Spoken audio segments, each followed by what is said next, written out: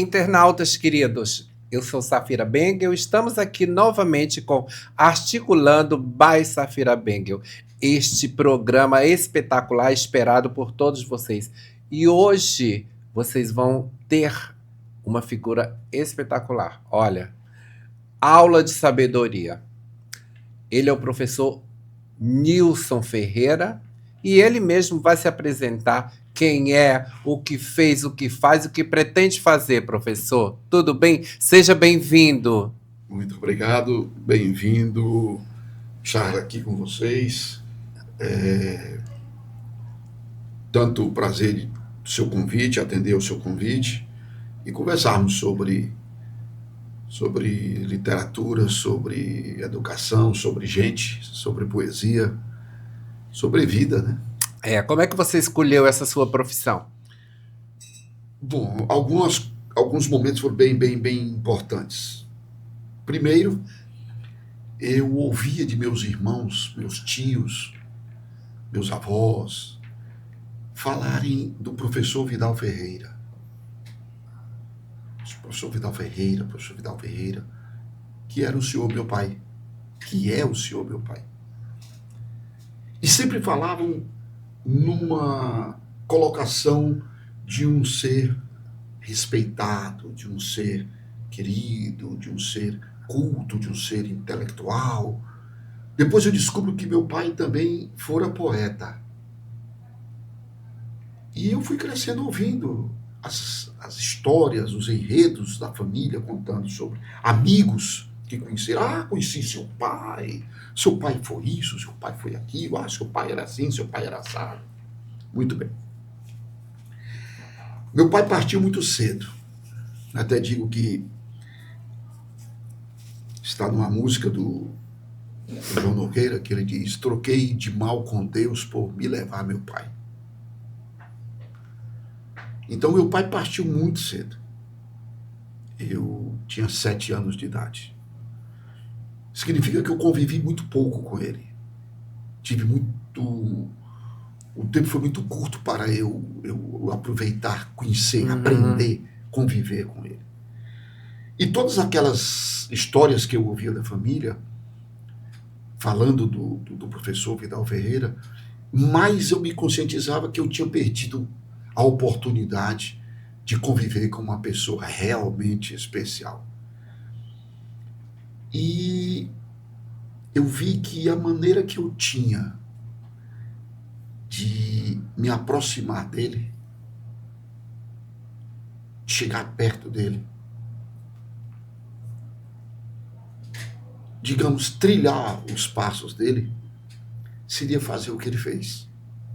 Foi uma inspiração. Foi uma inspiração. Então eu passei a vontade de ser professor para alguém.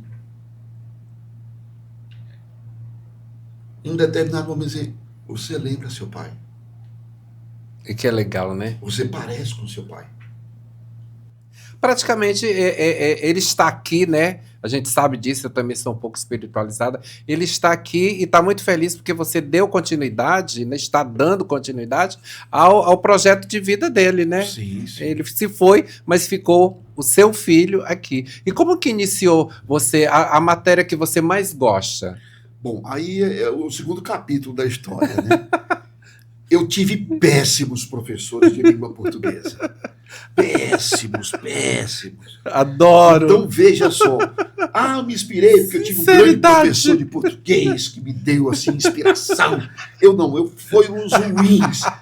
Eram tão ruins, tão desestimulantes, tão preguiçosos, Você perdeu o estímulo do português. Não, que eu disse, eu tenho que fazer melhor do que esse cara faz. Não é possível que tenha que ser desse jeito. Eu sou capaz de fazer melhor que isso. E realmente é. E me revoltava certas situações na gramática que eu perguntava ao professor e ele dizia: meu filho é uma exceção. Eu disse: mas não pode. Aí eu tinha outra dúvida. Meu filho é uma exceção. Mas, professor, eu já disse que é uma exceção. E aquilo foi me traumatizando, porque não era possível que a língua fosse uma teoria, uma regra estática, seca e lógica, algo que fosse, digamos assim, E ponto final, né? que fosse aleatório, que fosse uma convenção meramente. Aham. Não pode, não pode, não pode, não pode. E isso foi me criando essa. Aí eu Vontade, fui né? estudar em Fortaleza, Ceará. Estudar no colégio cearense. Eu tenho uma irmã que à época fazia mestrado, ela morava só, precisava de companhia, e eu estava namorando demais. Eu digo assim, eu não vou passar nem vergonha. Não tem como eu fizer exame de fezes, eu sou reprovado. Então, Não é esse meu principal eu interesse, digo, né? Não era o português, a língua. Eu preciso sair daqui para... Eu tive a consciência, a clareza. Eu preciso me afastar do mal para eu poder passar. E eu fui também no afã de passar no vestibular. Me afastar dos amigos, que eram muitos, das namoradas. Então eu saí e fui estudar. Lá eu conheci um cidadão chamado Itamar Filgueiras, professor de português. Quando eu vi aquele cidadão dando aula, eu digo, nossa, esse é o modelo de Então professor. existe um, né? Tem um. Tem um. E eu fiquei encantado por ele. E quando voltei de Fortaleza, em 1980, já comecei a dar aula. E, obviamente, imitando o Itamar. Os trejeitos, a postura, porque era o meu modelo de professor, realmente. Sim. Inspirou, né? E aqui em Teresina, na Universidade Federal do Piauí, eu, no primeiro semestre logo, fui aluno da professora Terezinha Nunes. Uma mulher de 1,50 m, 60 m, olhe lá. Mas perigosa. Mas de uma inteligência, de uma capacidade, de um conhecimento, de uma vivacidade. Que maravilha. Que eu disse, pronto, juntei o Lé com o Cré. O Itamar, que era gigantesco, 2 metros de altura, gigante o homem. Com o extremo. Com o extremo, uma mulher pequenininha, mas que de uma força, eu digo, pronto.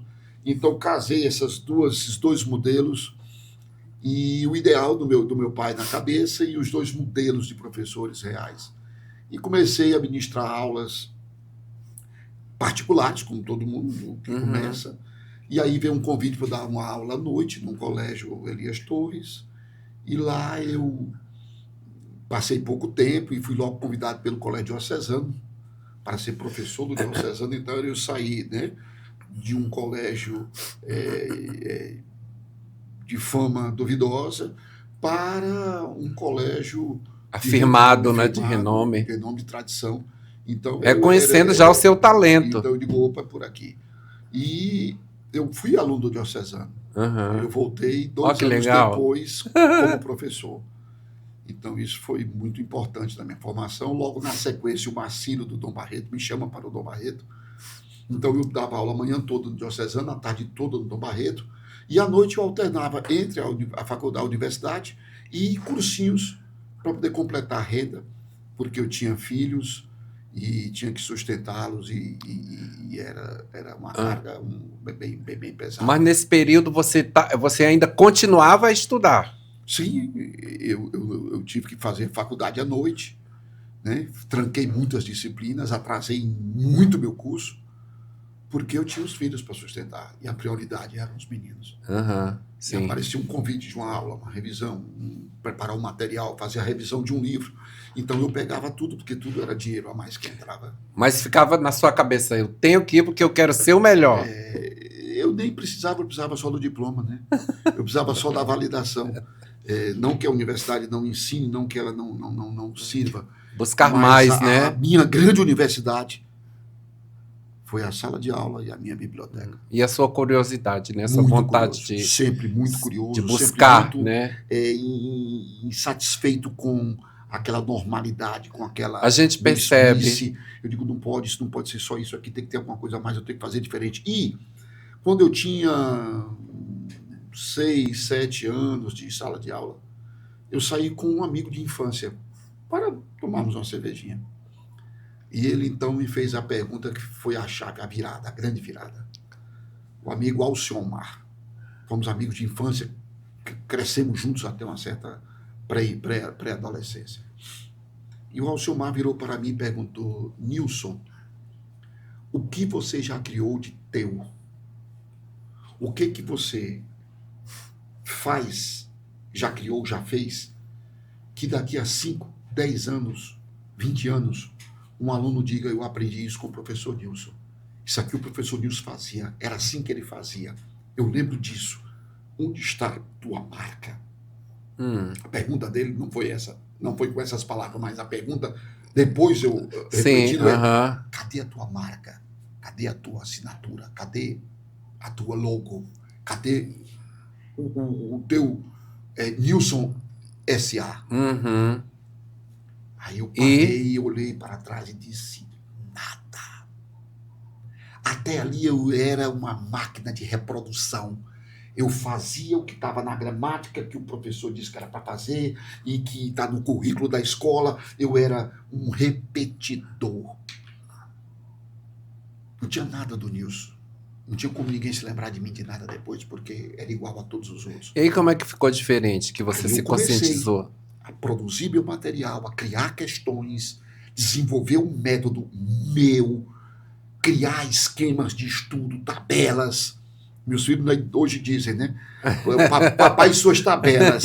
Eu criei tabelas, esquemas de estudo e metodologia. Eu digo, não é por aqui o caminho é outro. E criei um caminho meu, portanto, uma metodologia. Sim, com a sua marca. E hoje eu, graças a Deus, aonde chego, que eu encontro sempre ex-alunos e eles sempre me dão o prazer de dizer, foi meu professor, eu aprendi a escrever com o senhor, eu aprendi gramática, eu aprendi redação, ou eu aprendi a falar. Esse exemplo, e tem exemplos, e isso assim, assado, foi com o senhor que eu vi, o senhor que me apresentou. Outro dia eu estava numa cafeteria e um rapaz chegou e disse, professor, o senhor dá licença. Aí se apresentou, disse que era o ex-aluno meu.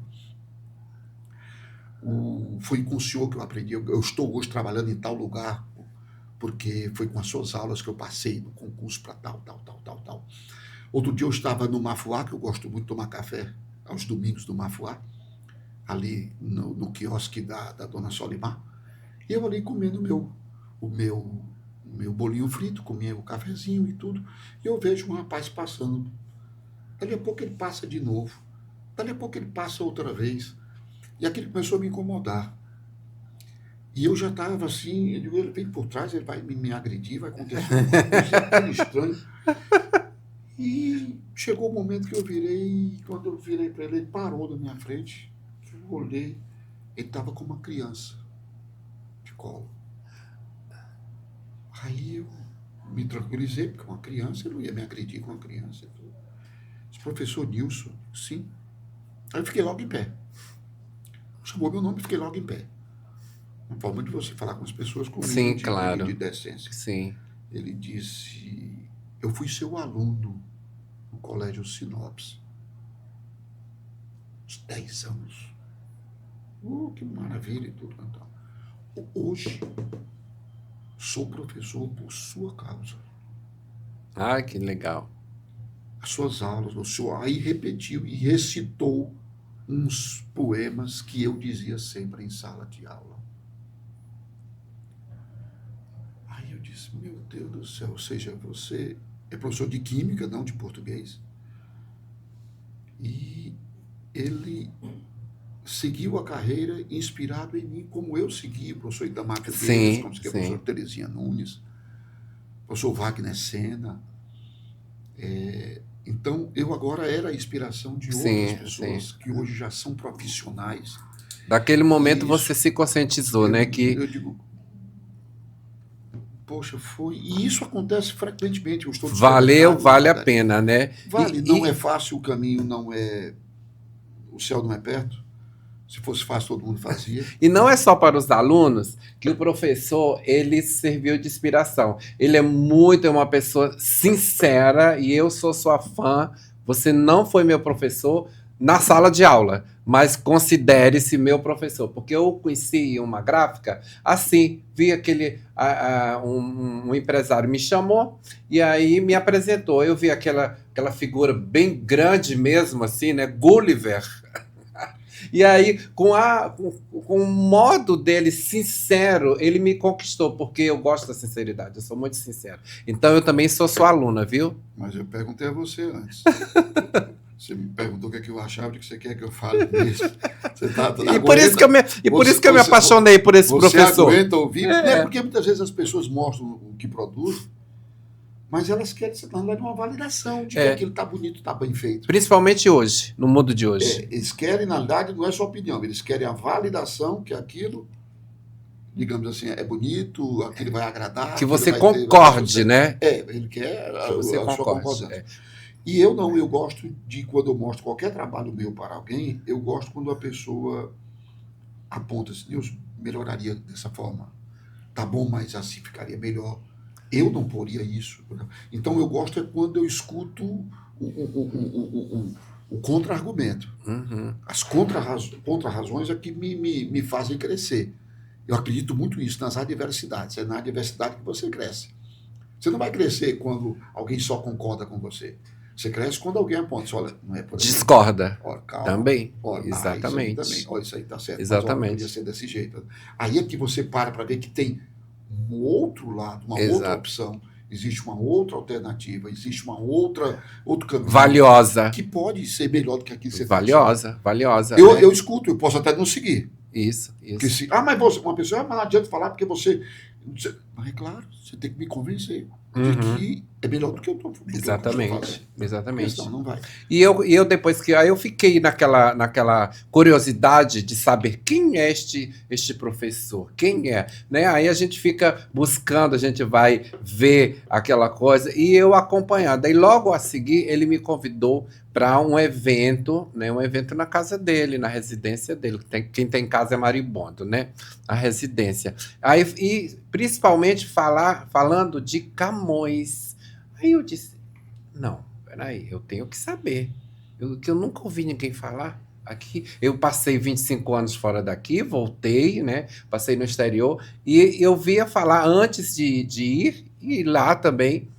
E aí eu disse, não, mas é uma pessoa especial. Especial.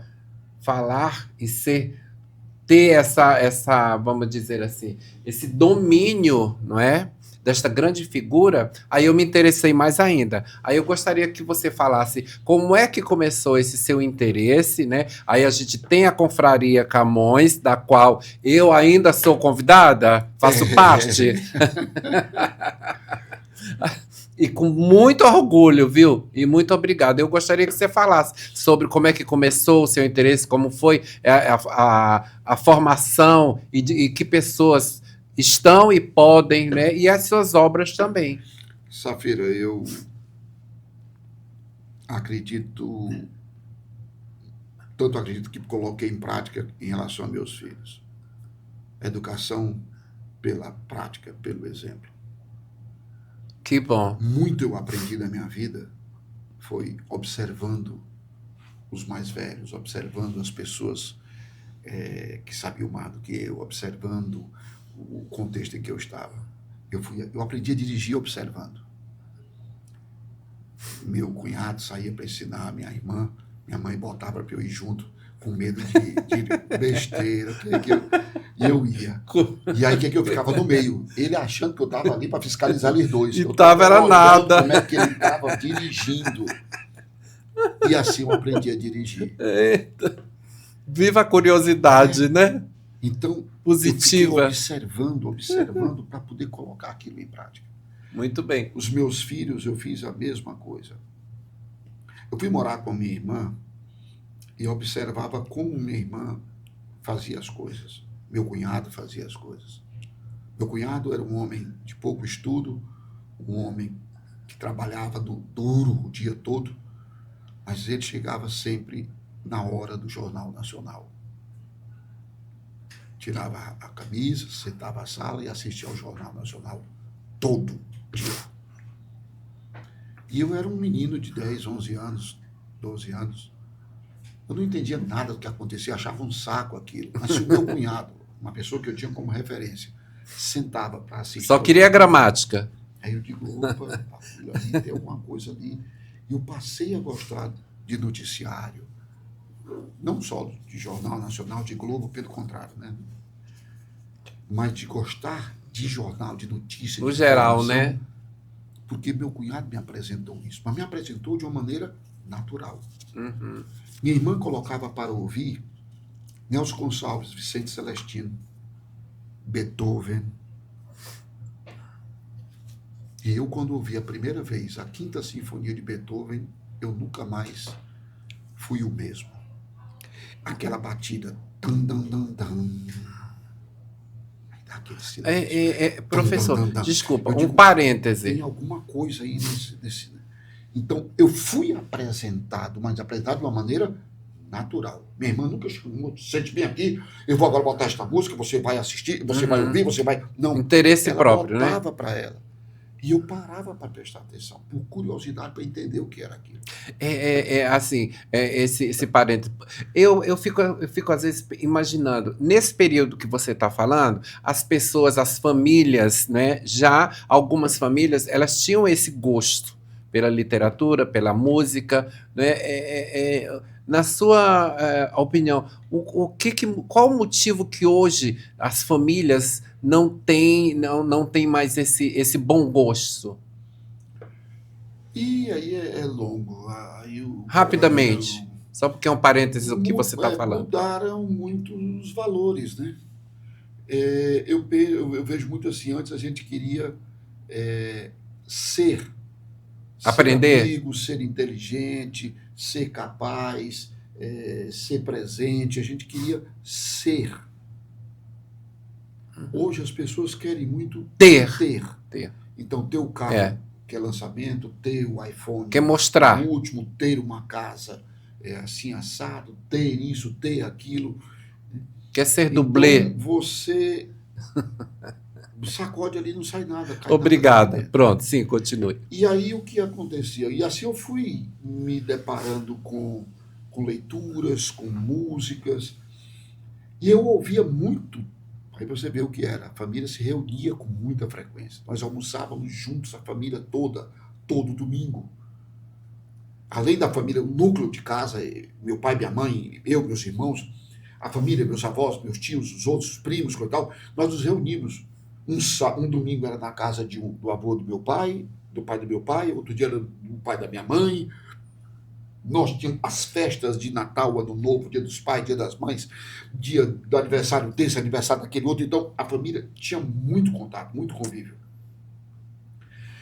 E eu ouvia muito de meus tios falarem que estudavam Camões em sala de aula. Não havia livro didático.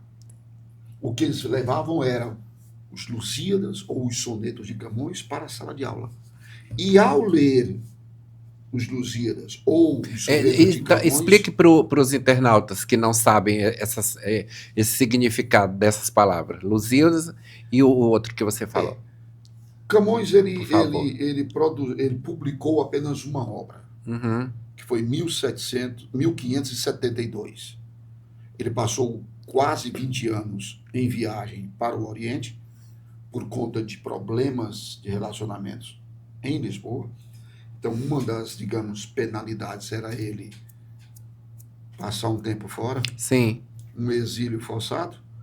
E ele passou quase 20 anos. Quando ele volta com um livro praticamente pronto, que se chama Os Lusíadas, que é uma referência ao povo lusitano, portanto, os portugueses. Sim. Por conta de Luso. Luso é uma figura mitológica que teria ele criado a primeira pessoa, digamos assim, deste povo.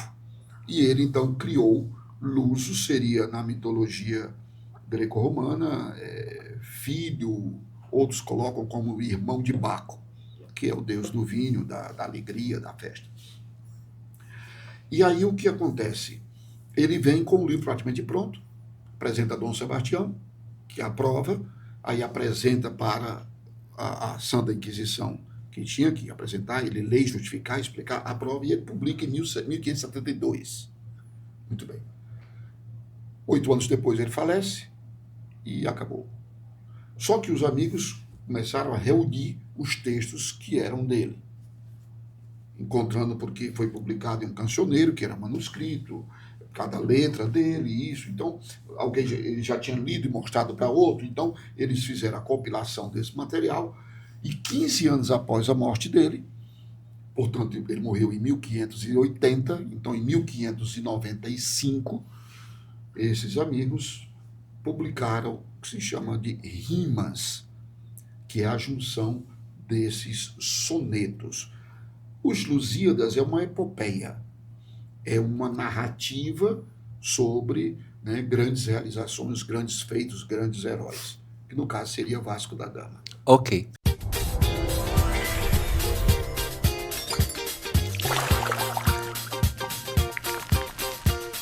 Internautas queridos, nós estamos voltando com o intelectual professor Nilson Ferreira, que está aqui nos dando uma aula de vida, de literatura, enfim. Este é um gigante. Eu sou apaixonado literalmente por ele. Ele vai mostrar alguns dos exemplares de livros da sua autoria, professor? Também. Da sua autoria, e também concluir essa segunda parte falando da Confraria de Camões. Você havia perguntado sobre o Camões, como ele entrou na minha vida. Então, só fechando aquele raciocínio da pergunta aqui. Pois não. Meus tios falavam muito disso. Estudava no Camões, com Camões, isso, então, Camões para cá, Camões para lá. Eu digo, meu Deus, quem é esse Camões?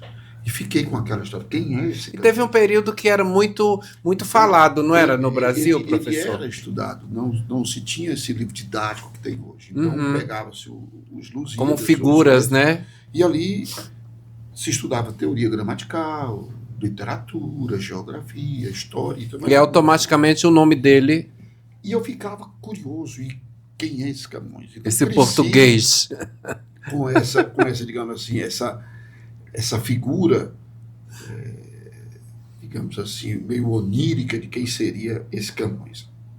E quando eu comecei a estudar português, para dar aula, quer dizer, como professor, eu fui vendo que ele teve um papel muito importante na história da língua.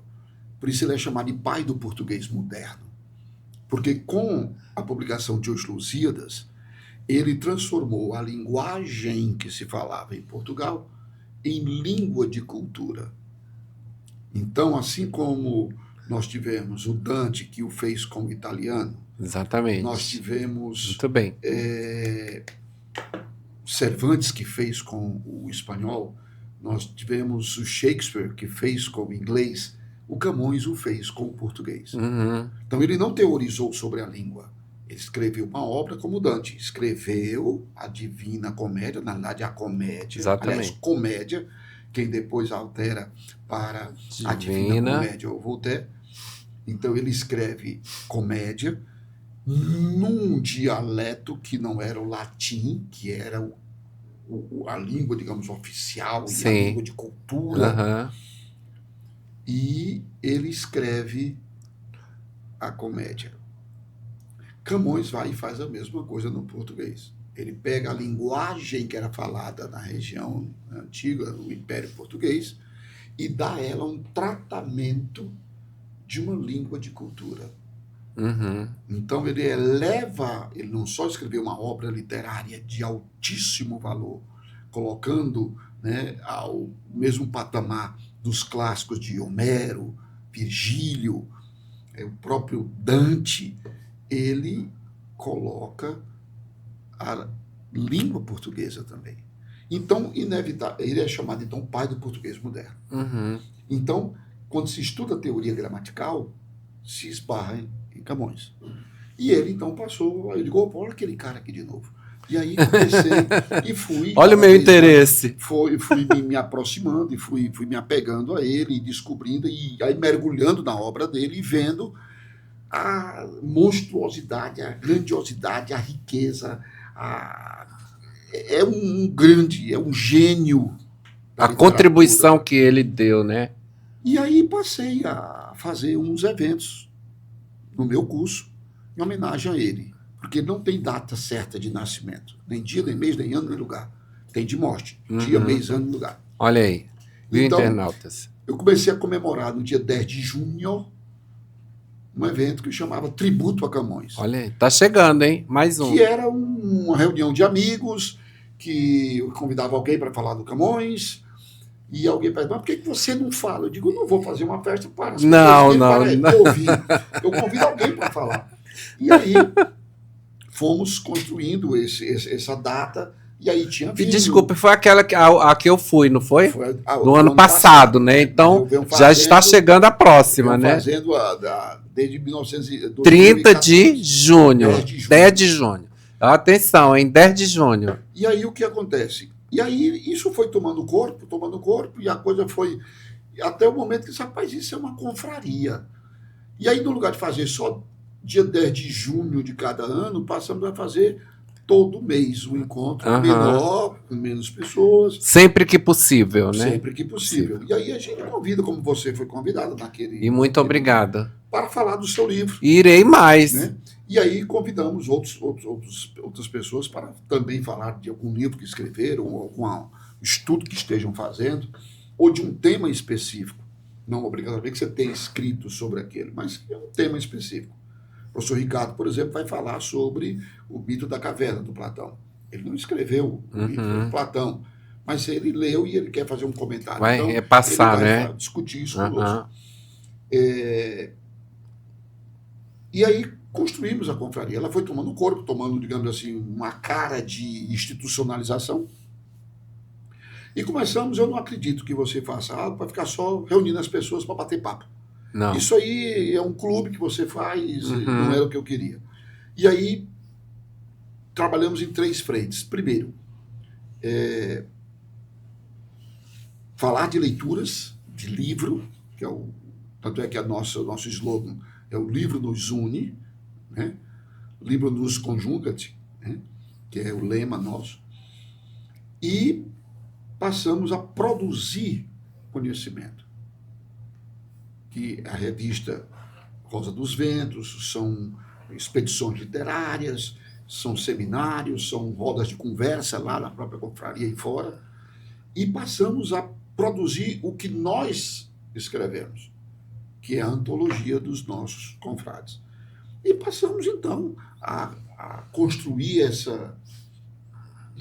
sonho de grupos literários. Do menino chegou a repassar para os amigos, né? Para os irmãos, né? E nós temos uma moça, 12 anos, que é filha de um dos nossos confrades, que é a Lorena. Pois é, maravilhosa. Para nós aquilo falamos antes de começar o programa, é o sonho de continuidade. Verdade. Daqui mais alguns anos. Que bom, né? Eu não estarei mais aqui, o pai dela, que é um escritor e é um grande leitor, também não.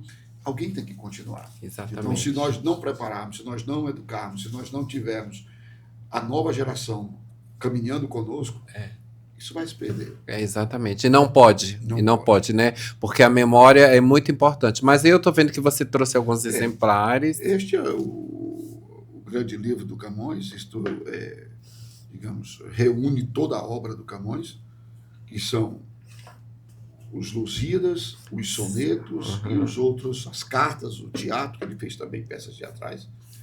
Pela confraria. Por favor. Pela confraria, nós publicamos, aqui já é a 2ª edição, já estamos trabalhando na 3ª edição. Cancioneiro para Camões. Para Camões. São poemas de autores diversos, de línguas diversas, de épocas diversas. Aqui nós temos... Vamos citar alguns. Nós temos o Bocage, nós temos Saramago, nós temos Machado de Assis, nós temos Mário Quintana, Carlos Drummond de Andrade, nós temos piauienses da Costa e Silva, Martins Napoleão, Wellington Carvalho, certo? Nilson Ferreira, Tupi Neto. De sua autoria.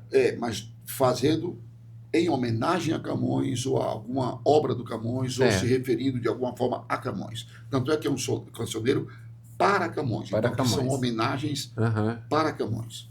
De um grupo de escritores. Agora, aqui autores. É a Camões, que é a antologia com poemas de temas diversos, mas os autores, os poetas, são todos membros da confraria. Certo. Então, aqui nós temos 8 poetas que participam desta coletânea, desta antologia, falando de temas dos mais variados. e nós não é para falar de Camões. Uhum. São temas nossos. Certo. É uma produção nossa da confraria. Também. Já aqui são meus livros, né? Eu trouxe só 3 porque os outros na Sim. O primeiro que eu lancei foi Proposta Decente, Uhum. 69 poemas eróticos. Ah, E o primeiro é para a senhora minha mãe, claro. Meu primeiro contato físico foi com ela. As pessoas acham um absurdo. que maravilha! E ela foi ao lançamento. Que classe, e eu li né, para professor? ela e ela adorou. Olha aí, para a gente ver que dependendo de como você coloca determinadas e vive situações, elas podem ser aceitas. Aqui são poemas eróticos, não são pornográficos, que há uma distância enorme. Certo. Aí depois eu lancei haikais, são poemetos, temas também variados. Depois eu lancei Minha Lady, 2 cantos de amor, todos para ela, minha mãe, em homenagem a ela. Uhum. E lancei Ao Amor Ausente, que é Olha que maravilha, projeto, capa também. É um projeto, como diz o Ricardo, não é um livro, isso é um conceito poético, que são poemas para as ex, né? Ao amor ausente, ou seja, aquelas que passaram, já não estão mais, já foram. Parabéns. E são outros, existem outros, são 14 livros publicados na área também de teoria gramática. Olha, professor, foi uma satisfação, nem satisfação, prazer, porque geralmente eu não tenho prazer assim de cara, mas com você a gente já tem, porque já faz um tempo, né? Acho que já vai fazer até um ano, mais de um ano que a gente se conhece, e é uma alegria, uma satisfação, internautas, trazer essas personagens que realmente fizeram e fazem parte da história e contribuir para que a nossa sociedade se torne mais educada, mais conhecedora da arte, da cultura e da literatura. Isso é Articulando by Safira Bengel. Um beijo a todos vocês e até a próxima. Obrigada, professor. Esteja sempre à disposição. Obrigada.